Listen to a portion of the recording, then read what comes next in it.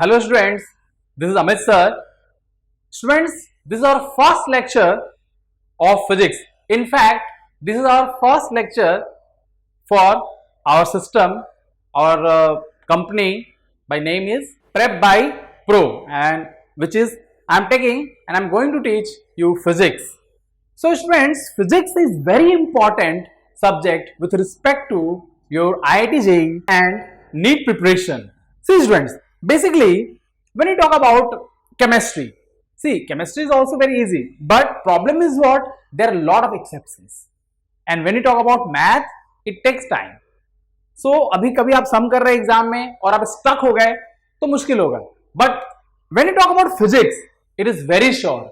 Like अगर आपको answer आता है, if you know, if you have good hold over the physics, obviously you will get the right answer और आपका rank improve होगा.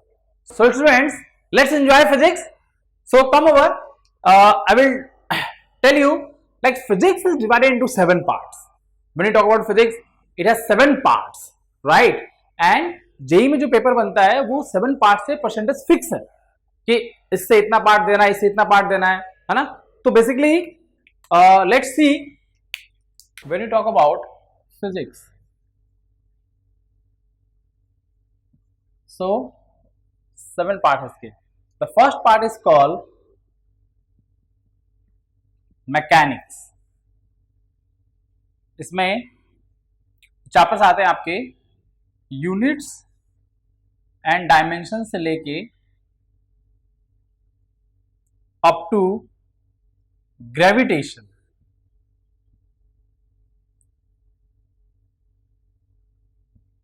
जिसमें आपके सारे चैप्टर आ जाते हैं. Kinematics, Newton's laws of motion, work पर energy, circular motion, rotational motion, centre of mass. ये सारा पार्ट हम बोलते हैं मैकेनिक्स. और आईआईटी जेईई में ये जो पूरा पार्ट है वो ऑलमोस्ट, ये सारा पार्ट ऑलमोस्ट 20 to 25% कवर करता है. तो think about it, how it is important. So physics का 20 से 25% पार्ट ये कवर कर रहा है mechanics. Is it clear? The next part is properties of matter. इसमें हमें elasticity, viscosity means properties of solid and properties of liquid mainly हमें पढ़ना है. Basically moreover it is fluid, gases been involved. So ये part से जो JEE question पूछता है जनरली या नीट में, almost 8 to 10%, not more than that. The next part is heat and thermodynamics. इस पार्ट से जेईई में ऑलमोस्ट 10 to 12% क्वेश्चन पूछते हैं. And the next part is waves and oscillations. एक बार मैं पार्ट डिवाइड कर देता हूं, फिर आपको बताऊंगा कि किस किस पार्ट से कितना आता है. देन इज और इलेक्ट्रोडायनेमिक्स.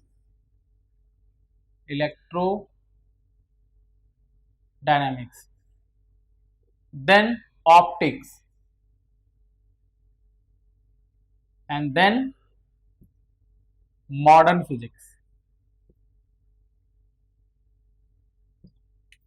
So basically students देखो यहां पर हमारे 7 पार्ट हो गए. First one is mechanics, second one is properties of bulk matter, third one is heat and thermodynamics, fourth one is wave, fifth one is electrodynamics, sixth one is optics, seventh one is modern physics. जो पूरा physics है वो 7 part में divided है. अब देखो wave से भी वही 10 to 12%, इलेक्ट्रोडायनेमिक्स ये ज्यादा मायने रखता है, 25 to 30% आते हैं इससे, ऑप्टिक्स से 10 to 12% एंड मॉडर्न फिजिक्स से आजकल 15 to 20% क्वेश्चन पूछते हैं। तो दिस इज द वे, ये पूरा आपको समझ में आ गया कि फिजिक्स में कैसे मार्क्स डिस्ट्रीब्यूशन है। अब हम लोग स्टार्ट करेंगे, will start from mechanics. So students, basically when you talk about mechanics, mechanics is what? It's all about motion, correct? So JEE में जो चैप्टर्स हैं, जो फर्स्ट चैप्टर है वो ऐसे तो आपकी बुक में लिखा हुआ है यूनिट एंड डायमेंशन, ठीक है, लेकिन फिजिक्स समझने के लिए आपको वेक्टर एंड कैलकुलस का नॉलेज होना चाहिए। वेक्टर एंड कैलकुलस क्या है? बैकबोन है फिजिक्स का। अगर आपको वेक्टर एंड कैलकुलस अच्छी तरह से आता है तो पूरे जब तक आप इंजीनियरिंग करेंगे तब तक आपको ये वेक्टर एंड कैलकुलस हेल्प करेगा। याद रखना मुझे, ये बात ध्यान रखना मेरी आप, ठीक है? तो हम लोग स्टार्ट करते हैं वेक्टर एंड कैलकुलस से, राइट? लेटर ऑन, क्योंकि ये क्या है, बेसिक है फिजिक्स का। अगर ये आपको अच्छी तरह से आ गया तो फिर आगे बहुत सारी चीजें इजी हो जाएंगी। तो पहले हम देखेंगे वेक्टर एंड कैलकुलस, ठीक है? So what do you understand by vector? Vector क्या होता है? How we can define vector, ठीक है? वेक्टर की जरूरत क्यों पड़ी? तो देखो, ये बच्चों को बहुत ज्यादा कंफ्यूजन होता है कि वेक्टर है क्या एग्जैक्टली, ठीक है? तो let me clear your concept. Basically क्या होता है कि हमारे पास बहुत सारी फिजिकल क्वांटिटी है, lot of physical quantities like mass, length, time, temperature, electric current, ये सारी फिजिकल क्वांटिटीज हैं। जब हमने इनको सबको सेग्रीगेट किया, डिवाइड किया, तो हमने देखा कि कई सारे ऐसे फिजिकल क्वांटिटी हैं जिनको आप अगर डिफाइन करने की कोशिश करो, सो दे नीड मैग्नीट्यूड। कुछ को डायरेक्शन चाहिए होता है, कुछ को मैग्नीट्यूड डायरेक्शन दोनों चाहिए होता है, कुछ को दोनों नहीं चाहिए होता है। तो इस तरह से तो पहले आपको पता होना चाहिए कि मैग्नीट्यूड और डायरेक्शन होता क्या है, पहले ये समझ लो। देखो बेसिकली क्या है, जैसे मैं बोलूं a boy is moving by the speed of 25 kilometre per hour, correct, in eastward direction, eastward direction. So basically boy is moving by speed of 25 km per hour. So 25 is what? Is called magnitude. Got it? And eastward is what? Eastward को हम बोलते हैं direction. ये हो गया बेटा direction, जिसको direction. तो एकदम क्लियर हो गया। जनरली बच्चों को कंफ्यूजन होता है कि मैग्नीट्यूड डायरेक्शन क्या होता है।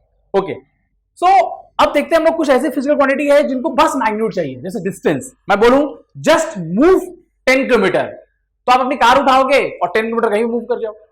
सो ऐसा नहीं होगा कि कार अगर ईस्टवर्ड डायरेक्शन जाओगे तो कार आपका डिस्टेंस नहीं ट्रैवल करेगी, मार्केट गए तो डिस्टेंस नहीं ट्रैवल करेगी, ऐसा नहीं होगा। कहीं भी आप जाएंगे कार डिस्टेंस ट्रैवल करेगी। तो इसका मतलब डायरेक्शन से कोई मतलब ही नहीं है, कोई लेना देना ही नहीं है। अब मैं आपको एग्जांपल बोलूं फोर्स, मैं बोलूं अप्लाई 10 न्यूटन ऑफ फोर्स, तो आप बोलेंगे सर वेयर? आपके माइंड में क्वेश्चन आएगा, sir where I have to apply 10 newton of force?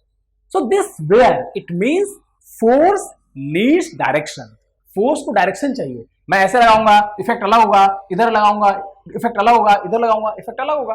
तो फोर्स को डायरेक्शन चाहिए। इसका मतलब फोर्स क्या है? फोर्स को मैग्नीट्यूड भी चाहिए और डायरेक्शन भी चाहिए। तभी आपने देखा होगा फोर्स लिखते हैं जब भी हम, तो क्या उसके ऊपर एक एरो लगाते हैं। इसका मतलब क्या हुआ? इसके पास मैग्नीट्यूड भी है, इसके पास डायरेक्शन भी है। तो ये एक क्वांटिटी हो गई। कुछ क्वांटिटीज ऐसी होती हैं जो प्रॉपर्टीज होती हैं, तो वो उनमें कोई मैग्नीट्यूड डायरेक्शन की जरूरत नहीं पड़ती है फिजिक्स में। जैसे अगर मैं बोलूं, जैसे फॉर एग्जांपल मैं समझाऊं आपको कि अगर कोई, आपने देखा होगा कोई लड़का बहुत इंटेलिजेंट है, तो हम ऐसा नहीं बोलते हैं कि he is intelligent by 100 gram, कभी ऐसा नहीं बोलते हैं। या he is very like handsome by 45 degree north of east.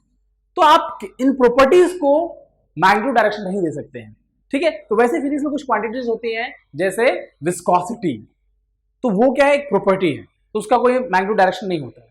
तो पूरे फिजिक्स को अगर हम डिवाइड करें तो पूरा फिजिक्स की जो फिजिकल क्वांटिटीज हैं वो 3 पार्ट में डिवाइड होती है।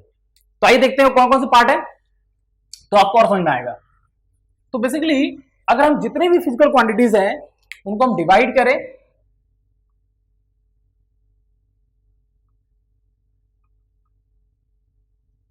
तो वो 3 पार्ट में डिवाइड होती हैं। तो first one is called scalar. Scalar means इसको बस मैग्नीट्यूड चाहिए, only magnitude. Second one is called vector, जिसके बारे में हम डिटेल में बात करेंगे। Third one is called tensor quantities. No magnitude, no direction, ना तो मैग्नीट्यूड चाहिए ना डायरेक्शन चाहिए। जैसे अब सबके एग्जांपल ले लो, मोनली मैग्नीट्यूड क्या हो गया? डिस्टेंस। उसके बाद आपका स्पीड और वर्क, ये सब क्या हो गए? इनको डायरेक्शन की जरूरत नहीं है, just they need magnitude. Tensor quantity क्या हो गया? Viscosity, correct. जितने भी प्रॉपर्टीज हैं वो सारी क्या हो गई? Tensor quantity. इनको मैग्नीट्यूड डायरेक्शन क्वेश्चन चाहिए होता है। Next one is vector quantity.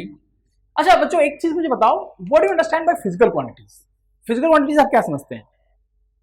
Physical quantity के बारे में मैं आपको डिटेल बताऊंगा जब मैं चैप्टर पढ़ाऊंगा यूनिट एंड डायमेंशन, बट थोड़ा यहां पर बताता हूं कि जिसको भी हम मेजर कर सके, जो भी मेजर हो सके, वो सारे क्या है? सारे फिजिकल क्वांटिटीज होती है। Got it? जो भी आप सोचते हैं जिसको मेजर नहीं कर सकते हैं वो फिजिकल क्वांटिटी नहीं होती है। तो फिजिक्स में हमें पढ़ना ही फिजिकल क्वांटिटी के बारे में, इसीलिए फिजिकल क्वांटिटी को हमने क्या किया? डिवाइड कराया 3 पार्ट्स में। एकदम क्लियर है सबको अच्छी तरह से? Okay, so now will see only vector. Vector होता क्या है? तो first we need to understand the concept of vector. अब मैं ये टॉपिक हेड, जो मेन टॉपिक हमारा वो मिटा रहा हूं और आप देखेंगे the concept of vector. Concept क्या है वेक्टर का? तो देखिए, वेक्टर का मतलब क्या हुआ? Any physical quantity having magnitude and direction and it should follow vector law of addition. कई बार बुक में क्या लिखा रहता है? Physical quantity having magnitude as well as direction is called vector. But ये भी ऐड करना जरूरी है कि they should follow vector law of addition. देखो कैसे, जैसे मान लो मैं एग्जांपल लेता हूं करंट, राइट बेटा? अब देखो करंट में क्या है कि अगर मान लो किसी वायर में करंट फ्लो कर रहा है, ठीक है, तो यहां से अगर 8 एम्पियर करंट फ्लो किया, 2 पार्ट में डिवाइड हुआ, 4 एम्पियर 4 एम्पियर, यहां भी 4 एम्पियर 4 एम्पियर 8 एम्पियर, करेक्ट? तो आप मुझे बताओ करंट क्या है? आपको करंट देखने से लगता है कि वेक्टर क्वांटिटी है, लेकिन ये वेक्टर क्वांटिटी नहीं है। Current is a scalar quantity. क्यों भाई?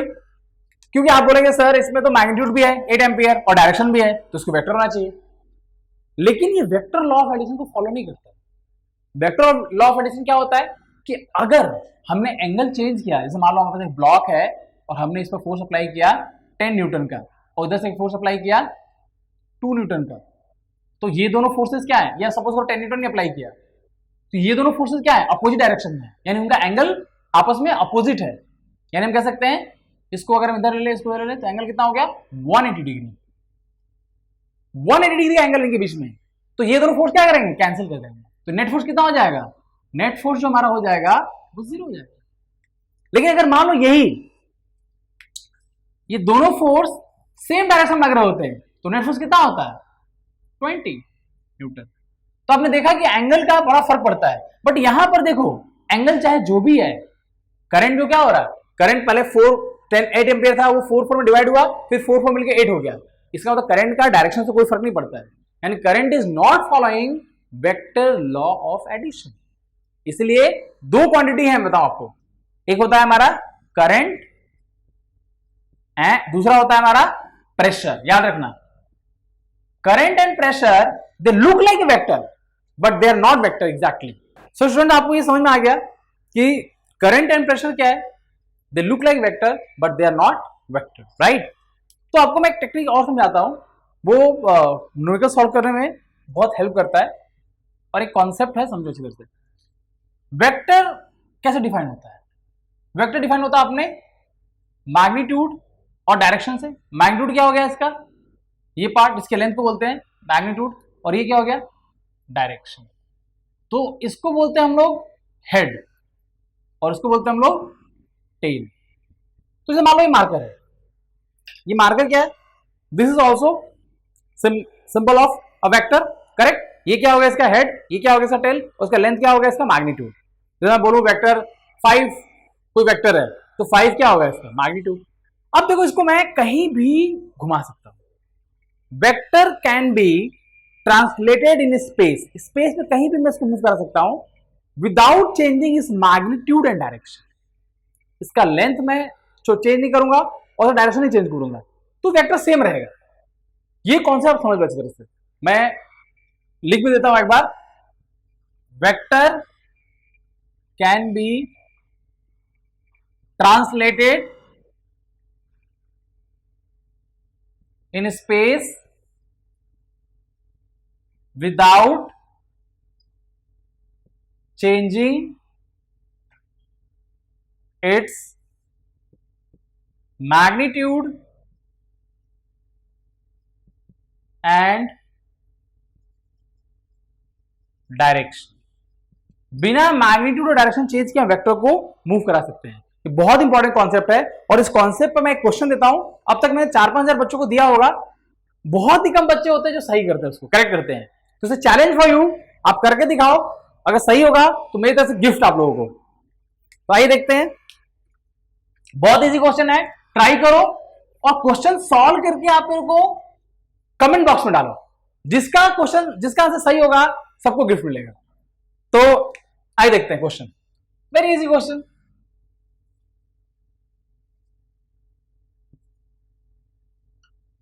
देखिए ये हमारा कार्टेशियन प्लेन है और एक ही वेक्टर मेरा वेक्टर ए है, this is called vector B, this is vector C, this is vector D, correct. अब देखो इनके डिफरेंट डिफरेंट एंगल्स हैं। ये एंगल है 15 डिग्री, ये एंगल है 45 डिग्री, ये एंगल है 25 डिग्री, ये एंगल है 30 डिग्री। आपने क्या करना है, आपने बताना है कि question is what, find out angle between ऐसे लिखते हैं हम लोग कभी कभी। पहला first part A and B, second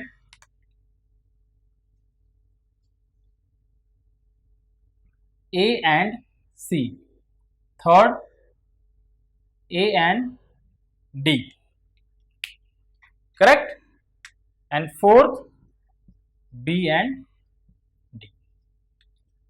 तो ये क्वेश्चन ध्यान दीजिए फिर से, इस क्वेश्चन से आपको काफी कॉन्सेप्ट क्लियर होगा वेक्टर का। आपने फाइंड आउट करना है वेक्टर्स के बीच में एंगल। मैं फिर से बता दूं, A B C D vector है, आप सॉल्व करो, अपने आंसर कमेंट बॉक्स में डालिए, जिसके आंसर करेक्ट होंगे उसको हमारी तरफ से गिफ्ट मिलेगा। ठीक है student, thank you very much. तो आज हमने वेक्टर का कॉन्सेप्ट सीखा। मेरे नेक्स्ट सेशन में हम लोग सीखेंगे concept of resolution of vector and addition of vector. बहुत इंपॉर्टेंट है और मैक्सिमम बच्चों को इसमें डाउट रहता है। मैक्सिमम बच्चे कंफ्यूज रहते हैं कि सर ये रिजोल्यूशन क्या होता है, कंपोनेंट में कैसे ब्रेक करते हैं, और कंपोनेंट का यूज पूरे फिजिक्स में चलता रहेगा, आपको न्यूटन लॉ ऑफ मोशन आगे 12th तक भी चलता रहेगा। तो यू मस्ट नो कि वेक्टर को कैसे रिजॉल्व करते हैं कंपोनेंट में। तो नेक्स्ट सेशन में आपको बताने वाला हूं, आप वीडियो देखते रहिए। और जो भी लोग आपको लगता है कि जो जरूरतमंद लोग हैं, जिनके पास कोचिंग सेंटर नहीं है या फिर जिनके पास कोई पर्सनल ट्यूटर नहीं है, उनको मेरा वीडियो शेयर करते रहिए। और आपके इस सब चीजों की वजह से हमें थोड़ा मोटिवेशन मिलता है कि हम और अच्छा वीडियो लेके आए और अच्छा कंटेंट लेके आए। Thank you very much for watching.